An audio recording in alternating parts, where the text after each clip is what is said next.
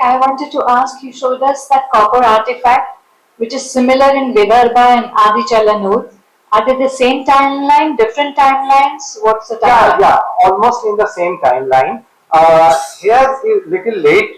On Vidarbha is a little early. So I have a question. I have a question, sir.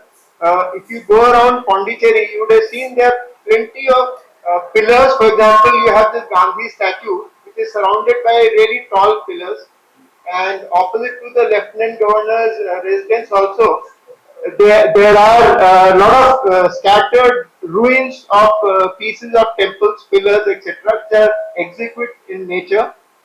Even behind there's a French institute which is also again scattered with so many ruins and leftovers from temples, but they are all lying in a very dilapidated way. Nobody is taking care of them, and I am not sure whether your department is also involved in taking care of them or their maintenance. And many of them are being vandalized also. So what can be done? And for example, these pillars which are there near the Gandhi statue, where exactly are they from? So some information, if it is there on a plaque or something like that, would be very useful. So since you are in such a senior position in ASI, it would be great if you could do something about these. Right.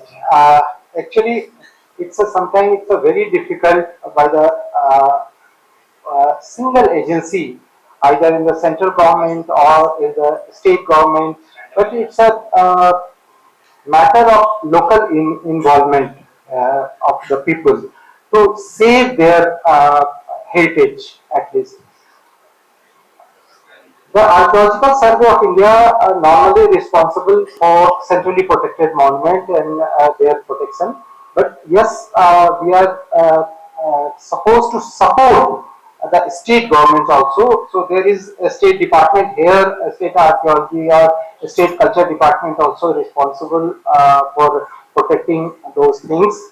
And whenever the state is requesting us also to give the technical expertise and all that. We are always giving in many of the places to how to do.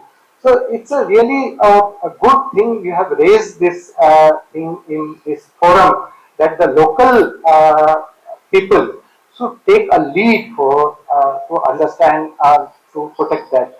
So it's a very important that in this area you got the temple and all that because it's very close to seashore.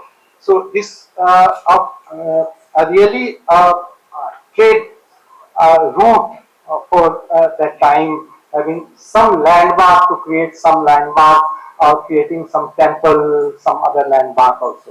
So it's a good that the public involvement is very important to protect. Dr. Manjul, two very quick questions. Number one, given that you said that you've got remains like millets, etc., at Killary, does that mean that it becomes easier to do carbon dating? Because I have read somewhere that these these food remains, etc., were not very common in many other Harappan sites, earlier antiquity sites.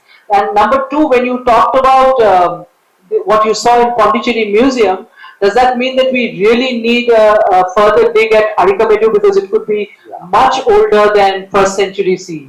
Of course. Yes, we got Harappan site also. There is a lot of charred grains to understand the food habit. And now we are doing the lipid analysis also to understand how they are cooking and they are using the oil and the meat or what are the food. So we have done so much of work in Harappan era to understand the food habit and crop, etc. Whether it's a single crop system or double crop system, or there is development of and also the change of the climatic condition and the precipitations of the rainfall, etc. That all related to the crop and the food habit and the settlement and also the making of pottery, because whatever you want according to that you make a pottery. And so that is the, if you have the variety of pottery, then you understand, and that culture is very complex. because the industrial people need the different thing. The elite people needs a different kind of pottery, and the ritualistic pottery is entirely different. If you have the very few pottery, it means having the settlement is very conservative, or a small settlement or village settlement having the limited use of that. So everything having linked with that. Like we got here some of the charred grains also, and some of the grains which is inside, and some of the things we have already dated, because particularly charred grains is very easy to dates, because that is a carbonized material. But other thing, now we have a lot of dating methods of bones, pottery, even the anthropogenic soil we are dating by the OSL dating. So now we have a lot of technique for the dating, and very precise dating in AMS date. In earlier the carbon dating having 100 or 200 plus minus, but now we have 30 or 35 years plus minus. So now it's a very precise dates we are getting scientifically. Excuse me. Yes, last question. So this is regarding places of worship which has got huge archaeological significance. See, in and around Pondicherry, there are 5 sites, temples which are directly under ASI. There is one huge temple in Villanore, which is said to be around more than 1,000 years old. Okay, so some 10 years back, I visited your office in Chennai, okay, to request that they take care of that temple. But unfortunately, in the name of renovation, they've completely dismantled the old tank. It was a huge tank. It came in the Life of Pi movie also, okay, which is an Oscar award-winning movie. So I just want to know what determines. I just last minute. What determines what factors you take into consideration while deciding to take over a temple for direct administration by ASI? Actually, there is a law, 1958 Act, and there is another law also. So we are following the law and the process to take over the temple.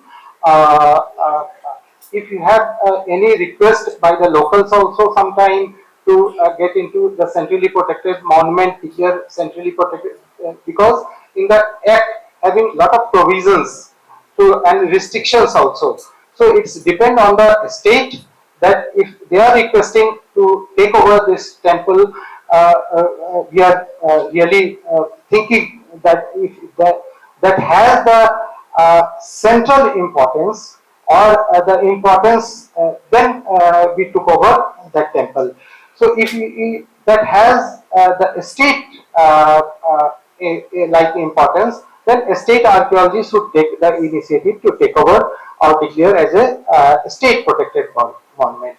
It's depend that whether that temple having that much of potential or historicity, or the artistic component, aesthetic components, historic components, and some of the legends on that, and also the willingness of the locals and the state government.